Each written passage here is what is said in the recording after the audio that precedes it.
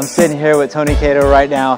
He is owner of Sensei Barbershop in Modesto, California. Also, he is platform artist with the League of Extraordinary Stylists. Yeah. Tony, I mean, we met at one of these hair shows. Right? Isn't that crazy? It was crazy. Look at where we've come since then. It's so cool. And it's so cool to be able to see your adventures and kind of see everything that you've been jumping into. Now, when we met, I didn't even know you were still a student. I was still a student. You were still a student up on doing platform work. And you know, that's how Daniel Moses works it, you know. That's right. He sees something in somebody, and that's why I keep doing these shows, is because you know, he gives back to the people that really put forth the effort to want to make a difference in this industry. And he saw that while I was a student just 2 years ago. Yeah. 2 years ago. No, it's crazy, and being able to see and hear your journey. You've had a crazy background. Yeah. You've been through some stuff. Right. You know, and I think I saw it on Facebook where you went out there. Maybe it was like 3 years ago. You went out into the water, almost like celebrating a celebration of life. Yeah. If you would, right? Absolutely. Walk through that journey, because I mean, you were almost not here. Yeah, extremely emotional. So the interesting thing was, so this was about what, two and a half years ago. Yeah. One of my first platform events was here at the Santa Cruz Beach Boardwalk. It's amazing, but as we look out this window, you kind of see where this pier is. We're about 100 feet south of where this pier is. I had come out 2008, the day before my brain surgery, to just meditate and pray. I was due for. I had Chiari malformation. They had some tumors to take out. They had to remove a quarter of my cerebellum. Wasn't sure if I was going to not only survive the surgery, but I wasn't sure if I was going to be able to walk or talk again, even if I did survive the surgery. And so this was the spot that I came to in 2008. And I'll try not to get too choked up talking about it, but I came out to this beach, walked out to the water all by myself, away from my family, my kids, and I just had some prayer time, just saying, Lord, if it's your will that I make it past this, I need you to take the reins. I need you to take the steering wheel and kind of guide me where you want to go. I don't want to be in charge of this anymore. Not that I was ever in charge of it to begin with. Right. And it's crazy, Corey. It's crazy to come back to the same spot. And I did lose my ability to walk. And you see that on my Facebook page that says brain surgery. I had to relearn how to walk and talk again after that surgery. Wasn't sure if I was going to be able to even get that ability again. Then to be on stage as a platform artist and still a student. Yeah. You know what I mean? It just destroyed me inside and impacted me so much inside that I didn't know what else to do. It's funny, the picture you saw, I told a couple friends of mine with the league, I said, you know, I'm going to jump in the water. Yeah. I went fully clothed, man. I had the tie on and definitely were. Jumped in the water. And to me, it was just, I don't know, it was just refreshing to come out of the water and look at the beach and remember where I had once sat down and just in absolute tears wondered, you know, if there was anything to ever come of me again.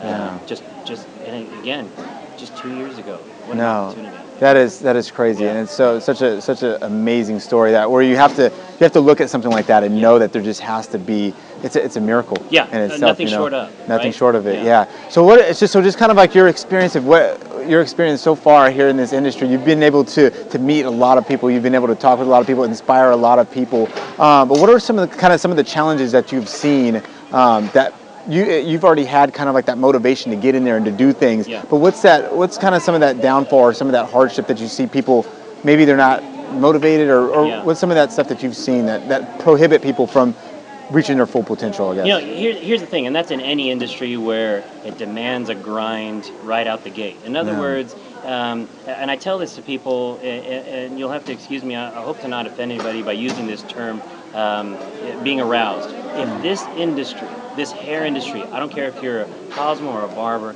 but if this industry just doesn't arouse you, in other words, when you get done cutting and you look at your finished end result, if that doesn't excite you, you're just in a world of work.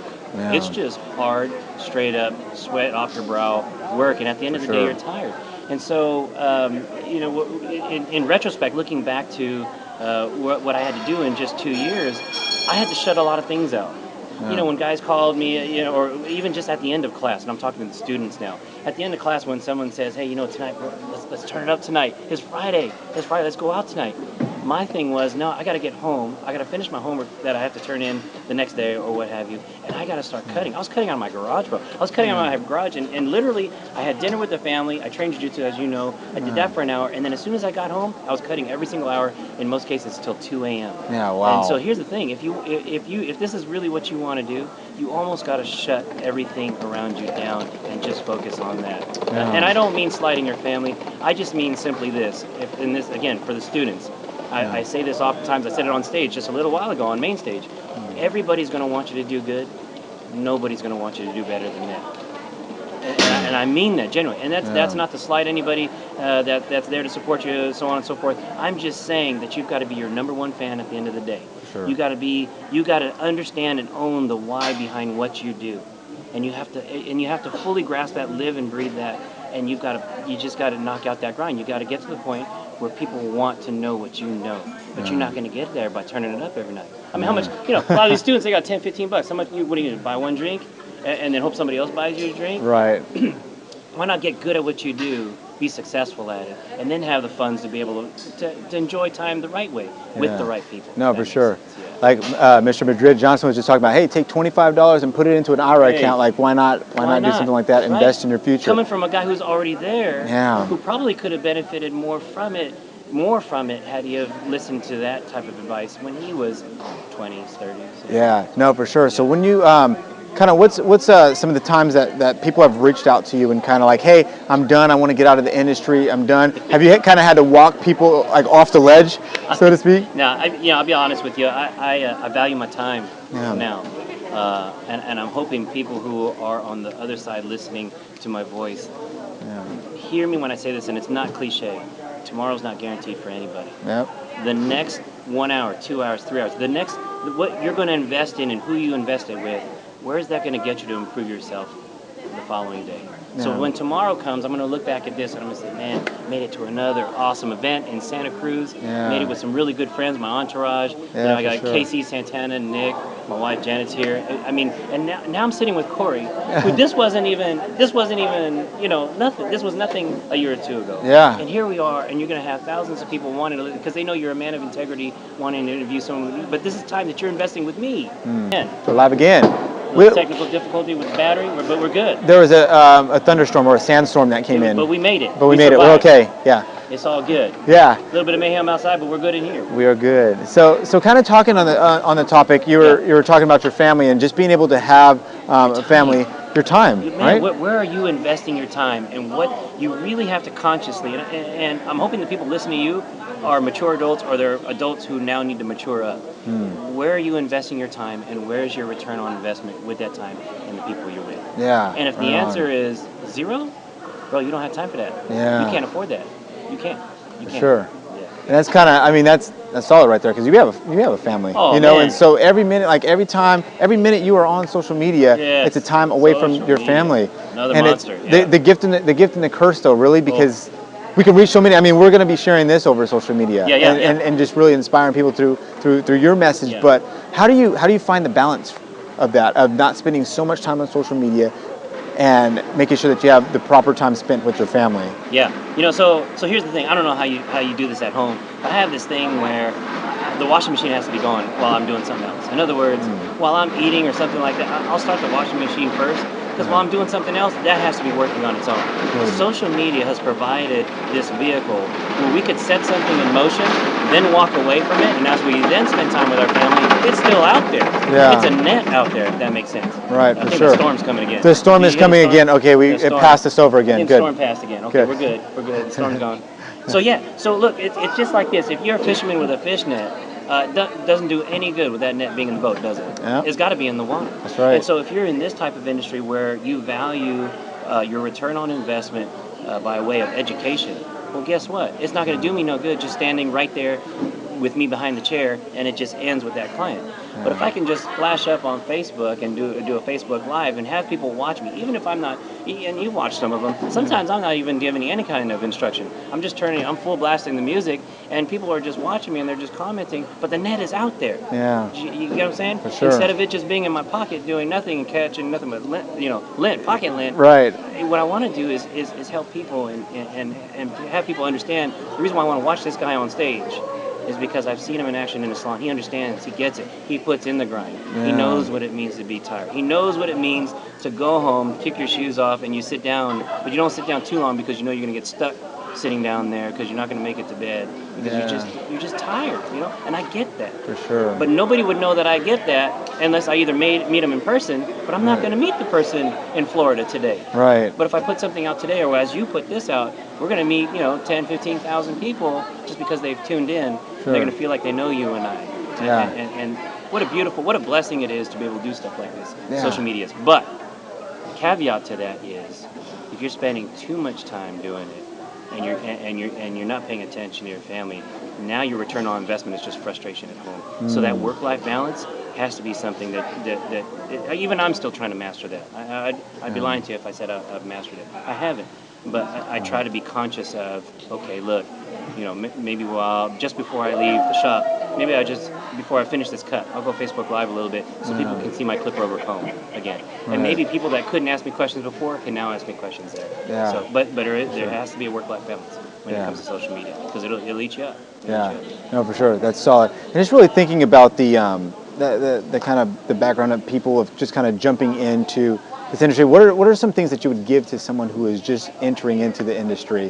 What's some words of advice that you would give them? Yeah, so that goes back to that saying. Remember, everybody wants you to do good. Nobody wants you to do better than them. Right.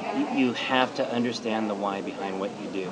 That has to be your motivation. If you look to anybody else for their approval, oh man, you're going to set yourself up for failure. Because how many of our professionals or future professionals that are still in school, and that future professionals might be just Paul Mitchell language. So how many students that are in beauty school right now are with somebody who isn't in the profession? They're not as ambitious. And when you talk about, hey, look, there's this beauty show coming up. I really want to check this out. But they don't. It's just not their thing, right? And it can be a real downer. It can be a real downer. I read my Bible a lot. But I've learned in life, now that I'm older, I don't push reading the Bible on anybody in my family or my friends because that might not be their thing. Yeah. You know what I'm saying? But if I'm real excited about a Bible verse and I show it to you and you're not really into it, I'm like, hey, man, check this out, man. I'm Dan. Corinthians, the book of, or Galatians, or Philippians, any of those things that get me emotionally driven, and you're like, okay, yeah, man, that's cool. Oh, it becomes a downer, right? Right? So here's the thing. Understand the why behind what you do.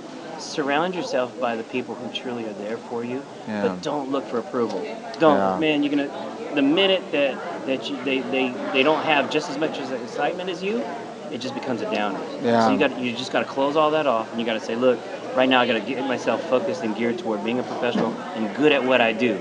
Yeah. All the fun times with them will come later. Yeah. So, for sure. No, and that kind of speaks too on the pride, right? Where it's like us looking for the approval of people, where it's like we're going on our phone, second after we post something, trying to look for something, but it's like that doesn't have. There's no worth in that. There's no worth in us constantly trying to seek that. This is crazy. Just one quick point. When I was at I'm Paul Mitchell. Yeah. I'm Paul Mitchell. For sure. And we used to do those things called dream boards. You remember?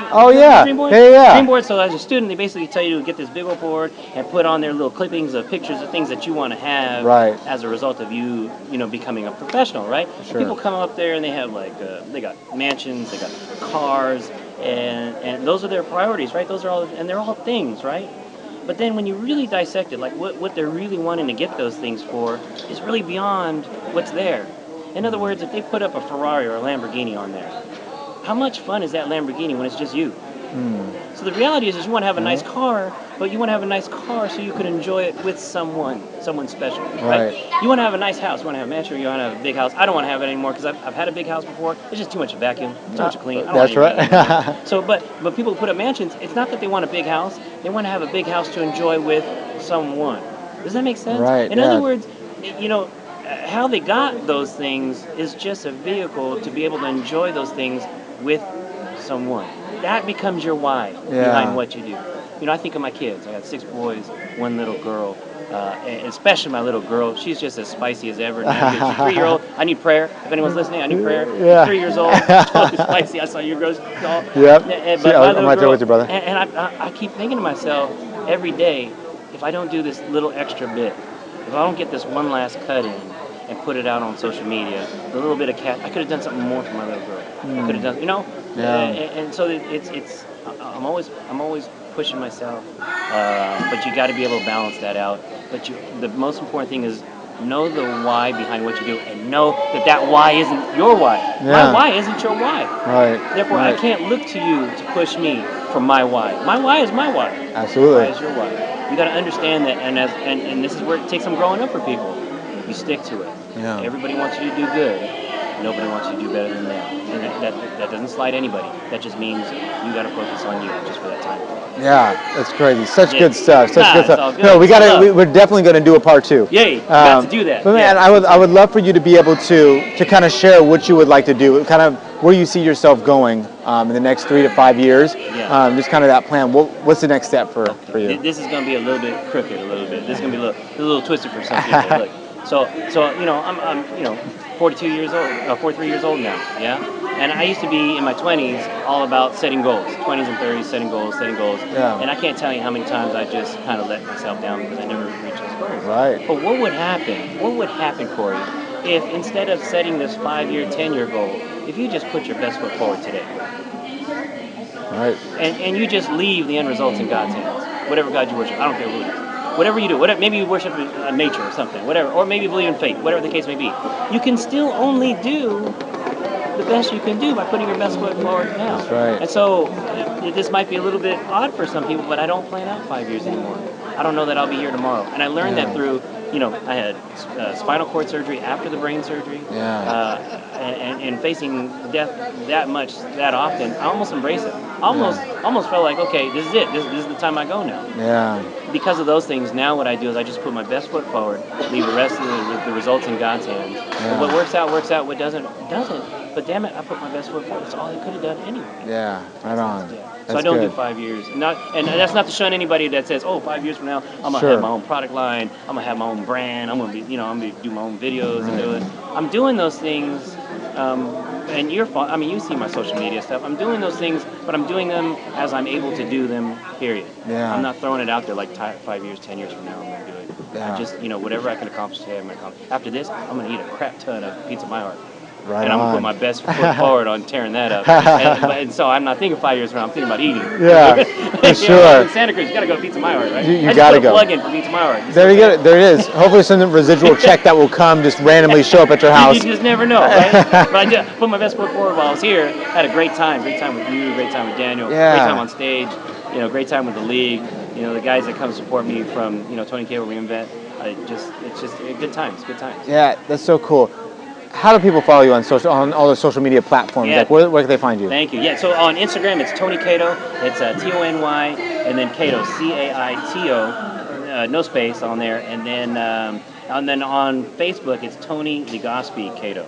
So you already got the Tony Caito down. So in the middle, my middle name is Legaspi.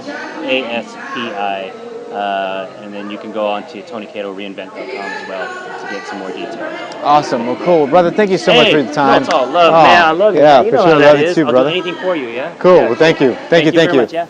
Bye, guys. If you want to see more of Inside the Parlor here on YouTube, make sure to hit the subscribe button at the bottom of this video. This show is all over social media, so make sure to follow and like on Twitter, Instagram, and Facebook at Inside the Parlor. There's also a podcast show available on iTunes, so make sure to stop by there, subscribe, and leave a review.